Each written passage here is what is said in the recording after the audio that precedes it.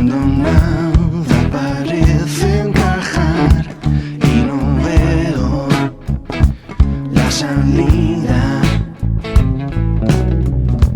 cuando el sol no parece brillar como en otro tiempo hacía,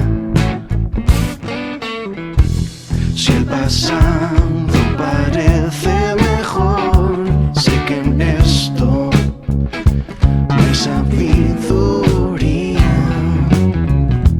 y si miro hacia atrás con dolor y el presente no la alivia, solo hay una luz que puede iluminarme a la salida. Es la luz de Cristo.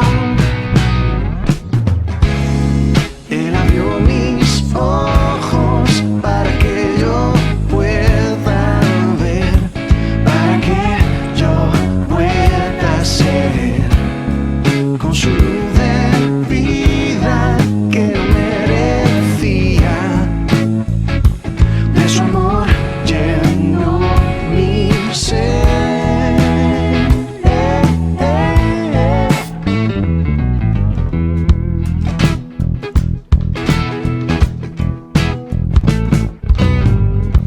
Cuando nadie parece escuchar mi lamento, mi alegría, sé que Dios no me abandonará, porque en Él está la vida. Solo hay una luz que puede iluminarme a la salida. Es la luz de Cristo. Él abrió mis ojos para que yo pueda ver, para que yo pueda ser con su luz de vida que no merecía. De su amor llenó mi ser.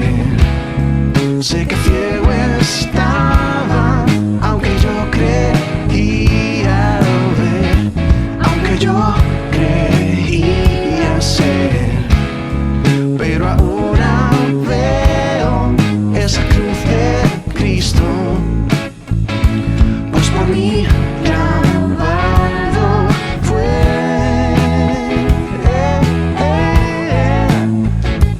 pues por mí clavado fue,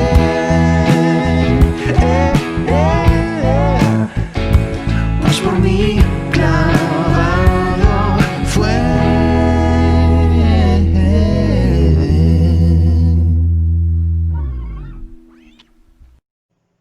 Un saludo, queridos hermanos, queridos amigos, en este día de hoy, en el cual hemos tenido la reunión, gracias a Dios, de modo presencial, pero por diversas razones hemos de volver a grabar esta predicación y lo hacemos con sumo gusto. Como vimos hace 15 días, concretamente el día 21 de junio, la inercia es algo natural, es una ley física natural. Recordamos la formulación de la ley de gravitación universal que planteó Isaac Newton. La inercia del peso, de la gravedad, llevó a la manzana a caer sobre su cabeza. En la vida muchas cosas se hacen por inercia. Recordamos 3 ejemplos bíblicos sencillos. Por un lado recordamos a Sansón, cuando él tiene aquel terrible final, pero realmente el final fue la gota que colmó el vaso, nada más, porque había habido toda una serie de acontecimientos antes, había habido, digamos, una pendiente, una cuesta abajo, donde pues él terminó como terminó. Lo de Dalila, al fin y al cabo, teniendo su importancia obviamente, pero al fin y al cabo es una gota más. ¿Quién nos recuerda a Pedro, verdad? Pedro, que se deja llevar por la inercia de sus sentimientos, la inercia de sus emociones, y dice que él no va a negar a Jesús. y después, como bien sabemos, le niega 3 veces y aún por encima blasfema. Gracias a Dios, el final de Pedro fue muy distinto al de Sansón. Pedro tiene una profunda crisis de conciencia y eso le lleva pues a cambiar de rumbo y a buscar a Jesús, como lo encontramos allí en el Evangelio de Juan, capítulo 21. Y un tercer caso también significativo es el caso de Judas, ¿verdad? Él, pues, la inercia de la avaricia, la inercia de la codicia, le lleva a hacer lo que hizo y terminar como terminó. Es fácil decir que los demás han caído en la inercia, a veces de las tradiciones, la inercia de los compromisos. Pero ¿quién de nosotros no ha caído alguna vez en un tipo de situación así? La fe es el antídoto de la inercia. ¿Por qué? Pues porque la fe se plantea constantemente su razón de ser. La fe no es fanatismo. El fanatismo es irracionalidad. La fe es el uso de la razón. El mismo Pedro, aquel que se dejó llevar por la inercia de sus sentimientos, de sus emociones, de su palabrería, es el que en su primera epístola, capítulo 3 y versículo 15, nos dice: «Estad siempre preparados para presentar defensa con mansedumbre y reverencia ante todo aquel que os demande razón de la esperanza que hay en vosotros». Es decir, presentar defensa con mansedumbre y reverencia ante todo el que demande razón de la esperanza. Es importante esto, preparados para presentar defensa. No atacar, sino defender y razonar. Porque la inercia no razona, la inercia, valga la expresión, pone el acelerador y ya no para. No confundamos razón con conciencia. No confundamos fe con conciencia. A veces se dice que no hay nada mejor que tener la conciencia tranquila y dormir bien. Bueno, esto puede ser engañoso. Dice la Escritura que engañoso es el corazón más que todas las cosas. La conciencia es fácil de domar, la conciencia es fácil de domesticar, valga la expresión. Los que tenemos el gusto o predilección por el chocolate sabemos mucho de esto, ¿verdad?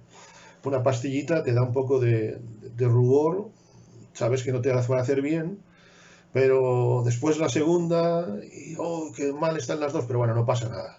Por un día, y al día siguiente lo mismo. Con el tiempo te terminas tomando la tableta entera y te parece poco.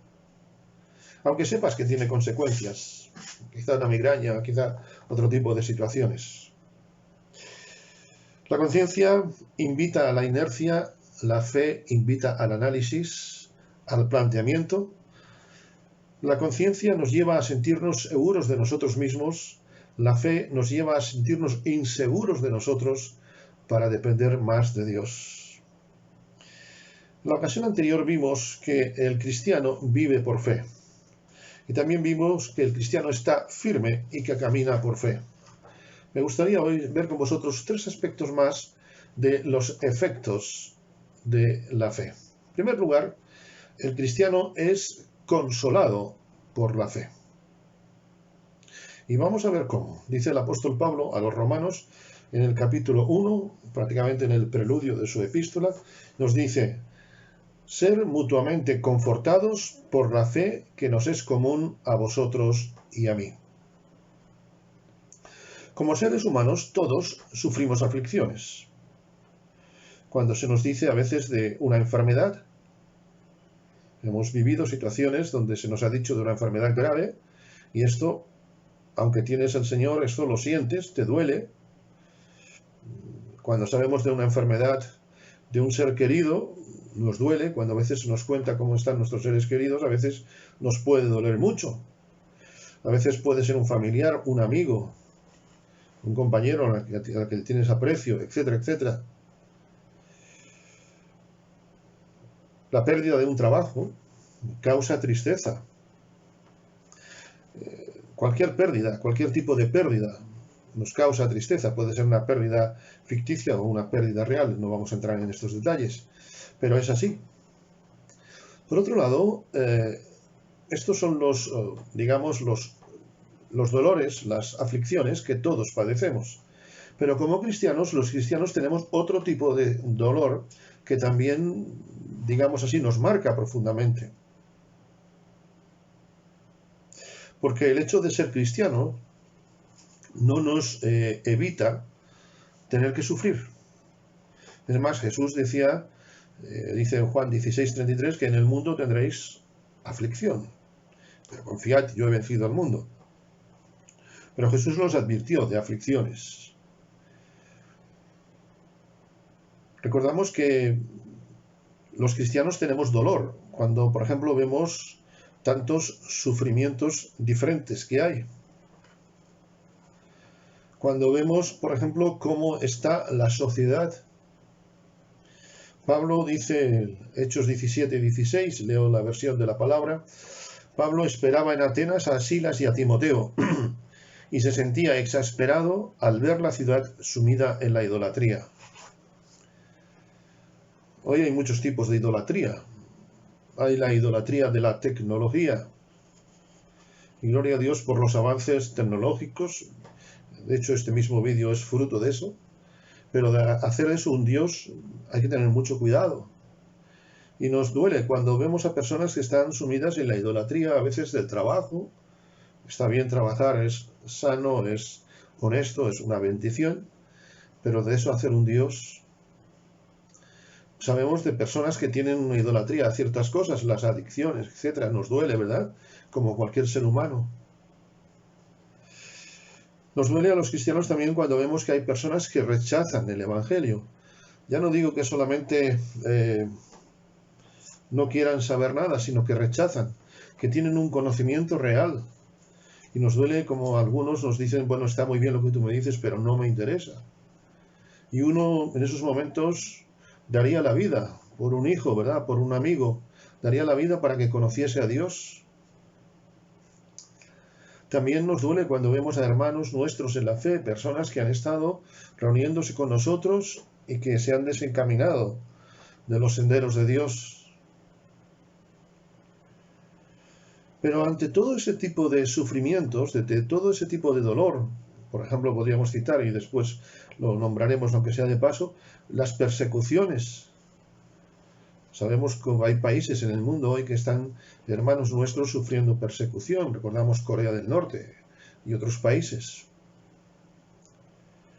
Pero como digo, ante ambas situaciones de sufrimiento, el Señor nos consuela. Es más, el Señor está actuando por medio de su Santo Espíritu en nosotros. Dice el Señor Jesús en su oración sacerdotal allá en Juan capítulo 16, os conviene que yo me vaya, porque si no me fuese, el Consolador no vendría a vosotros, pero si me voy, os lo enviaré. Y como sabemos, esto no es una promesa que esté por cumplir, sino que es una promesa que ya se cumplió, como vemos en Hechos de los Apóstoles capítulo 2. El Señor está actuando en nosotros. Y aun cuando a veces sentimos dolor, como toda persona, ante el dolor de la partida de un hijo, de un padre, de un esposo, qué bendición es tener al Señor en nuestro corazón. Es frecuente escuchar la expresión, menos mal que tengo al Señor. Porque la fe no es una terapia. La fe es una vivencia. Es parte de la esencia de ser nuevas criaturas en Cristo. Repito, la fe no es una tirita para una herida en nuestra mano. La fe no es una tirita para el corazón. La fe es vivencia, es experiencia. Algunos dicen que cuando oran se sienten bien. Y es una bendición. Desde luego que orar nos anima. Pero el objetivo de la oración no es que nos encontremos a gusto. Algunos dicen que cuando oran sienten mucha paz. Desde luego sentimos paz cuando oramos. Pero el objetivo de la oración no es la paz, ni sentirnos bien, ni quitarnos la tristeza. El objetivo de la oración es buscar a Dios. Salmo 34, busqué al Señor y Él me oyó y me libró de todos mis temores.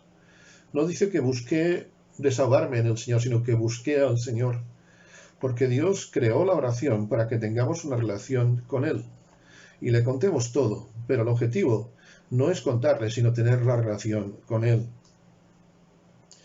Si oro para consolarme, no estoy orando a Dios. Por supuesto, repito que la oración trae consuelo, pero el objetivo de la oración, reitero, es Dios mismo. La oración no es una terapia, la oración, la fe, es una vivencia. ¿Y cómo se manifiesta de una forma práctica? ¿Cómo el Espíritu Santo manifiesta de un modo práctico esa realidad, ese consuelo? El versículo que nos sirve de punto de partida dice: ser mutuamente confortados por la fe que nos es común a vosotros y a mí. Es muy interesante porque varias veces repite el sentido de comunidad. Ser mutuamente confortados por la fe que nos es común. La forma en la cual Dios nos va a consolar es la comunión con los hermanos. Puedes decir, hombre, es que en la iglesia hay gente falsa. Hay sitio para ti. Es que en la iglesia hay gente hipócrita. Hay sitio para ti. Es que en la iglesia hay gente así, asá. Ven, también tenemos sitio para ti. Porque solos no vamos a ningún lado. Por supuesto que Dios hace milagros y no quito un ápice a esta importancia, a esta realidad.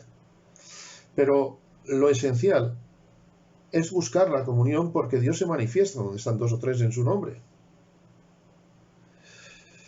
Imagina por un momento un tronco de madera. Lo enciendes.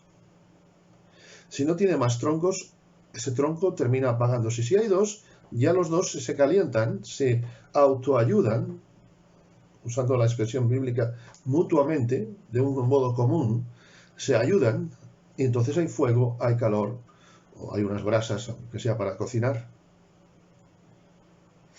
Sí, esto es la fe en acción. A veces decimos en la iglesia, como digo, hay esto, hay lo otro. Cuando alguien me dice que no viene a la iglesia por ese tipo de cosas, suelo indicarle que si tiene un accidente o una enfermedad, no se le ocurra ir al hospital. ¿Por qué? Pues porque en el hospital hay muchos enfermos. Y puedes decir, hombre, mira, en la iglesia nos reunimos, a la iglesia acudimos personas pecadoras, personas necesitadas del consuelo de Dios. ¿Cuántas veces, y lo puedo decir como testimonio personal, he ido, a veces desanimado, os lo digo de corazón, pero la comunión con los hermanos, a veces el saludo, no se trata de sermoneos, a veces una expresión que un hermano ha dicho en una oración, a veces la expresión de un cántico, por supuesto la predicación, y ojalá esta también sea de bendición, llegan como anillo al dedo para nosotros. La comunión fraternal es la evidencia de nuestra salud espiritual. Ahora que tanto se mide la temperatura corporal por esto de la pandemia, creo que un buen termómetro de nuestra salud espiritual es nuestro grado y nuestro deseo de comunión. En estos tiempos que hemos pasado, que estamos todavía tristemente pasando otra vez en algunos sitios, todos hemos tenido ganas de volvernos a reunir. El otro día un querido hermano, un querido pastor, decía, yo no es que tenga ganas, es que me muero. Y creo que esa es, no voy a decir la expresión, sino que debe ser el sentimiento, debe ser la experiencia. Así pues, el cristiano está firme, camina, vive por fe y, como no, es consolado por la fe. En Efesios 6, versículo 16, leemos, tomad el escudo de la fe con que podáis apagar todos los dardos de fuego del maligno. En cuarto lugar, El cristiano resiste al diablo por la fe.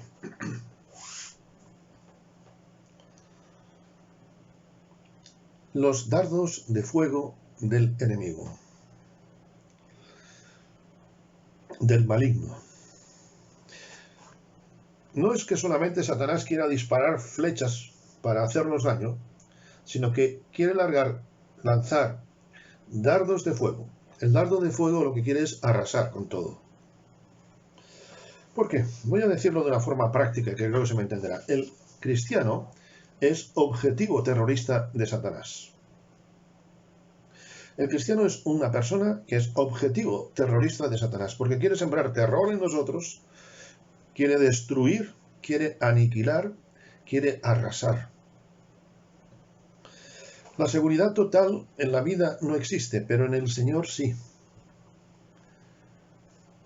Un chaleco antibalas, pues cubre de muchas cosas, cubre de las balas, por supuesto, pero no de las puñaladas.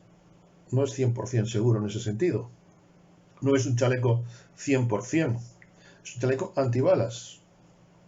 Pero aún así, el chaleco antibalas, cuando recibe el impacto de una bala, la persona siente dolor, siente un golpe.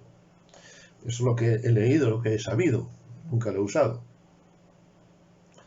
Tampoco sé si tendría valor ponérmelo para que disparasen, ¿no? Pero quiero decir que cuando uno, aunque lleve el chaleco, siente el impacto, siente dolor. Por supuesto que la fe lo que nos hace es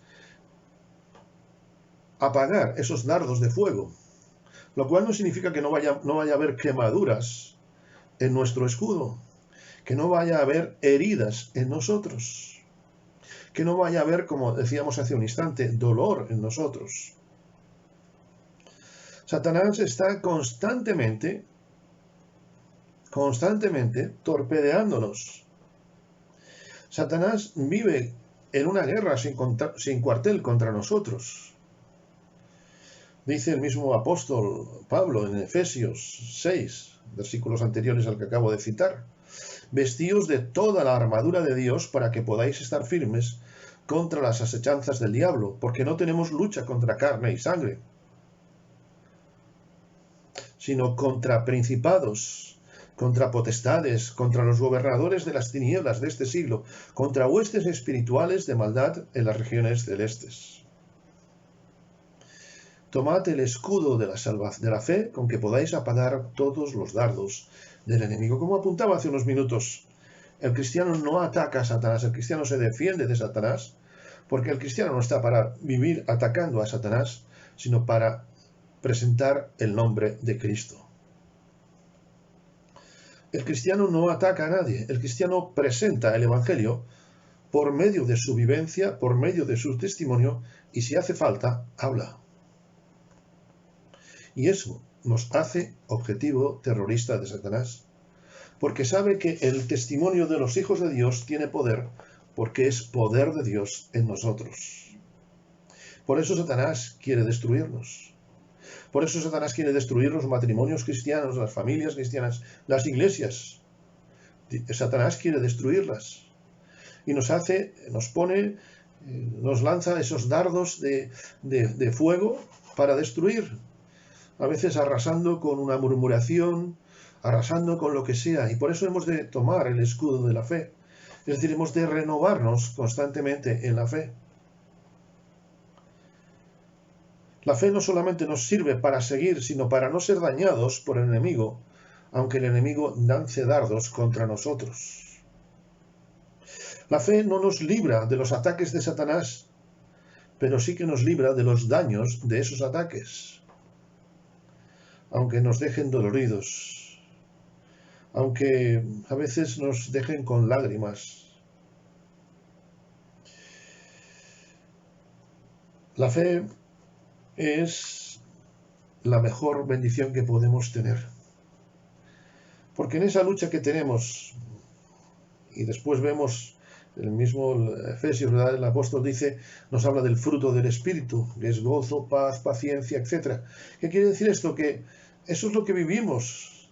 Y cuando vivimos esa fe del gozo, del paz, de la paciencia, cuando vienen los dardos de fuego de la tristeza, los dardos del fuego de la murmuración, etcétera, etcétera, se apagan con la fe, con el gozo, con la paz, con la paciencia, la templanza, etcétera, etcétera.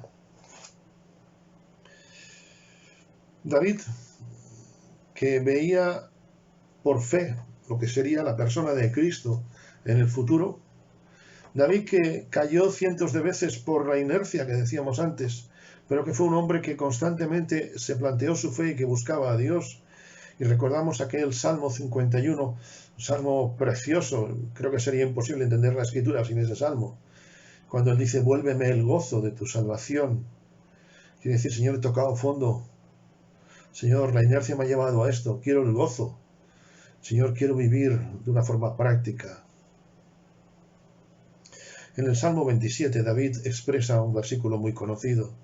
Aunque un ejército acampe contra mí, no temerá mi corazón. Aunque contra mí se levanten guerras, yo viviré confiado. Viviré confiado. Me gusta mucho este versículo porque tiene dos palabras que no podemos dejar pasar por alto. No temerá. El temor es la falta de fe. Cuando alguien te dice, ven, salta, haz esto, y tú dices, pero es que no sé, pero fíjate de mí. A uno le desaparece el temor. Sin embargo, cuando uno tiene temor no se mueve, ¿verdad? Ya te pueden decir lo que sea. Si no tienes fe en la otra persona. Si ahora a mí un niño me dijese, échate a mis brazos, que no te va a pasar nada, yo tendría temor. Pero si a mí una persona más grande que yo, o yo le digo a un niño, échate en mis brazos, el niño sabe que puede confiar en mí. Y aunque no sabe cómo va a ser la caída, el niño confía. No temerá mi corazón, yo estaré confiado. Yo vivo confiado. Sí, tenemos miedo de los ataques de Satanás, por supuesto, tenemos respeto, pero en el Señor no somos vencedores. En el Señor somos más que vencedores por el amor de Cristo, manifestado en la cruz del Calvario. La fe resiste al diablo en esa lucha constante. Padezcamos lo que padezcamos. El mismo Pedro, que ya empieza a vivir en propias carnes las primeras persecuciones, dice, resistid firmes en la fe, sabiendo que los mismos padecimientos que se van cumpliendo en vuestros hermanos en todo el mundo. Muchos hermanos hoy en día, como decía antes, están sufriendo en toda la tierra. Citaba Corea del Norte, podríamos citar países islámicos, distintos lugares que no citaré, pero se vive esa persecución. Incluso algunos, tristemente, han de dar su vida, pero en nuestro mundo occidental también vivimos una persecución, la secularización de todo. Hoy en día lo que se hable de fe, ya es que ni siquiera se plantea. Ya es que te dicen trasnochado, o te dicen sectario.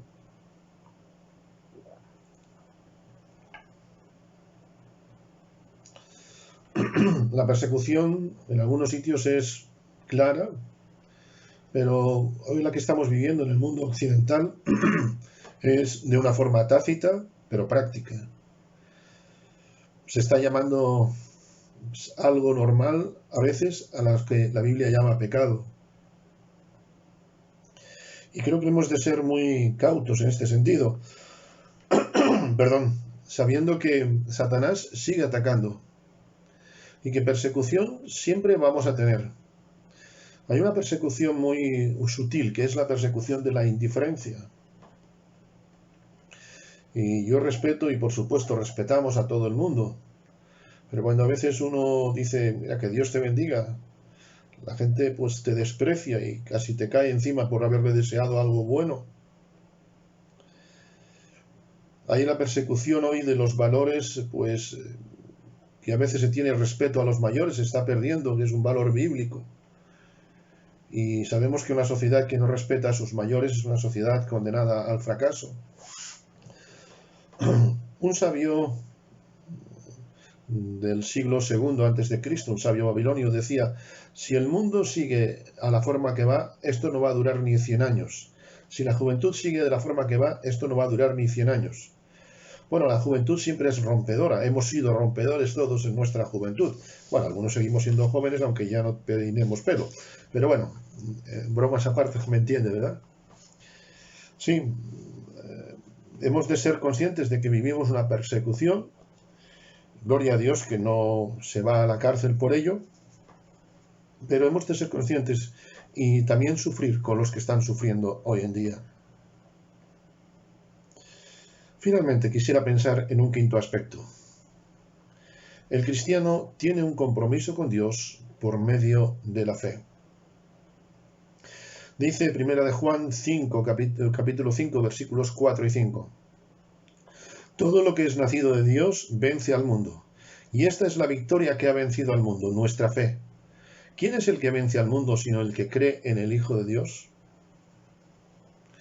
Repito, ¿quién es el que vence al mundo sino el que cree que Jesús es el Hijo de Dios? Decía antes que no confundamos fe con conciencia, pero tampoco confundamos fe con un sentimiento, porque la fe es un compromiso. Este anillo que veis, ¿verdad? Se ve bien en cámara, supongo. Este anillo me habla de compromiso. Y yo puedo llevar este anillo, pero no tener contacto con mi esposa, no tener relación con ella. Ah, mira, sí, yo estoy casado, ¿veis? Estoy casado, se ve aquí mi dedo anular, ¿verdad? Se ve en mi dedo que estoy casado, pero si yo no tengo trato con ella, si no tengo intimidad con ella, si no tengo relación con ella, esto no vale nada. De nada vale decir soy cristiano si no tengo una relación fresca, actualizada con Dios. De nada vale decir soy cristiano si no tengo una fe renovada delante de Dios. Un arma que no se cuida es un arma que no vale para nada. Bueno, vale sí, para ser expuesta en una pared, en una vitrina. Cuando a principios del siglo China invadió la zona del Tíbet, fueron con la última tecnología que tenían. Sin embargo, los nativos aparecieron con lanzas, con espadas, que era tecnología de hacía 2 siglos prácticamente. En su momento, las lanzas, las espadas eran la tecnología punta, pero hoy en día nadie iría a la guerra con eso, ¿verdad? El Evangelio no cambia, pero nuestro compromiso con Dios debe ser renovado. No podemos vencer al mundo, sus pasiones, sus deseos, sus trampas, si no renovamos constantemente nuestra fe con el Señor. No es lo que yo creo, sino lo que Dios es. No es creer en un Dios a mi manera, sino creer lo que es Dios, lo que Dios enseña. ¿Te imaginas querer ganar una guerra, con materiales, con instrumentos, con armas de hace 100 años, de hace 20 años siquiera? Si no renuevo mi fe con el Señor, me quedo así. Puedo ser un hombre, una mujer valerosa, con ganas de luchar por el Señor, de presentar a Cristo, pero si no renuevo mi fe, ¿cómo voy a poder llegar a las personas? Cuando un servidor aceptó al Señor hace ya algunos años, la sociedad era muy distinta a la actual, el Evangelio era el mismo. Hace 30 años, la sociedad era muy distinta a la actual. Hace 20 años también lo era. Hace 10 no era tan igual como hoy en día. Ha cambiado. El Evangelio sigue siendo el mismo. Si no renuevo mi fe, ¿cómo voy a llegar a los demás? ¿Cómo voy a poder vivir mi fe si no la renuevo constantemente? Por eso lo que decía antes, no es lo mismo fe que fanatismo. Hace algún tiempo se decía, Cristo es la respuesta. Es que hoy en día la gente no se hace preguntas, pero tiene la misma necesidad de Cristo. Jesús usó la tecnología punta de su tiempo, la barca, para hablar a las personas. Hoy si fuésemos a hacer lo mismo, pues hombre, quedaría bien quizá para un reportaje, pero nada más. pero usamos estos medios como Internet y otros, ¿verdad? La radio, la televisión, porque usamos lo que Dios nos da, porque queremos renovar nuestra fe delante del Señor. En definitiva, y para ir terminando, hoy es tiempo de renovar nuestro compromiso de fe con el Señor. Hoy es tiempo para renovarnos delante del Señor, porque vida cristiana sin renovación es jugar a ser cristianos. Se dice que cuando termina la partida de ajedrez, todas las fichas vuelven a la caja. Si yo vivo aparentemente como cristiano, pero no renuevo mi vida con el Señor, soy como esas fichas que vuelven después.